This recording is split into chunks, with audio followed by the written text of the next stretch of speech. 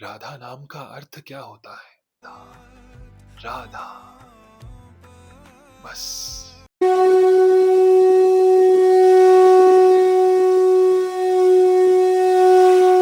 Radhe Radhe. Welcome back to Radha Rani का जादू, जहां सिर्फ प्रेम बोलता है और श्री कृष्ण सुनते हैं। क्या आप जानते हैं कि राधा रानी का नाम संस्करण किसने किया था? उनका नाम राधा किसने रखा था? चलिए मैं आपको बताता हूँ। राधा रानी का नामकरण आचार्य गर्ग ने किया था। जब आचार्य गर्ग राधा रानी का नाम संस्करण करने के लिए आते हैं तो ऋषभानु जी राधा रानी को आचार्य गर्ग जी की गोदी में देते हैं। जैसे ही आचार्य गर्ग उन्हें स्पर्श करते हैं, वो भाव विभोर हो जाते हैं। वो अपनी सुध बुध खो बैठते हैं। उन्हें ऐसा लगता है मानो उन्हें परमानंद की प्राप्ति हो गई। वो अपनी आंखें बंद करते हैं और जैसे ही आचार्य गर्ग अपनी आंखें बंद करते हैं, उनके मुख से निकलता है राधा राधा। बस ये 2 बार निकला राधा राधा, उन्हें भाव विभोर कर जाता है और वो कहते हैं इस कन्या का नाम होगा राधा। वृषभानु जी और कीर्ति रानी जो साथ में खड़ी हैं, उन्हें भी ये नाम अति प्रिय लगता है और वो भी कहते हैं बहुत उचित नाम है। वहां पर उपस्थित नवयोगेश्वर जी, वो भी बहुत प्रसन्न होते हैं।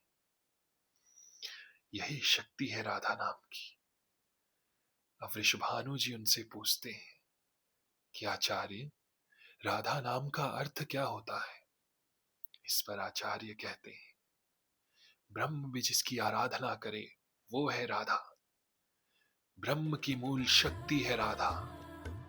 ब्रह्म जिसके पाश में फंस जाए वो है राधा।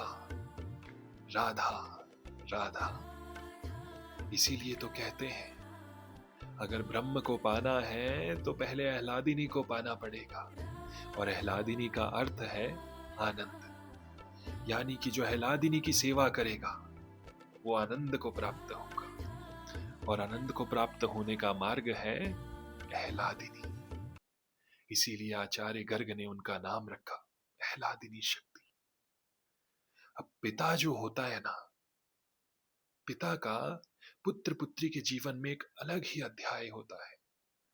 अब उनका नाम संस्करण तो हो गया। अब वृषभानु जी को चिंता हुई राधा रानी के विवाह के बारे में, तो उन्होंने कहा आचार्य गर्ग से कि आपने नाम संस्करण तो कर ही दिया है, अब जब राधा बड़ी होगी तो आपको इसका विवाह भी करवाना है। इस पर आचार्य गर्ग ने उनसे क्षमा मांगी, ये मैं नहीं कर सकता। इनके विवाह को संपन्न करना तो ब्रह्मा जी के हाथों में है, क्योंकि विधि के विधान में इनका विवाह तो ब्रह्मा जी के हाथों से पहले ही लिखा गया है, और ये विवाह ब्रह्मा जी ही करवाएंगे। ब्रह्मा जी इनका विवाह भांडेर वन में करवाएंगे।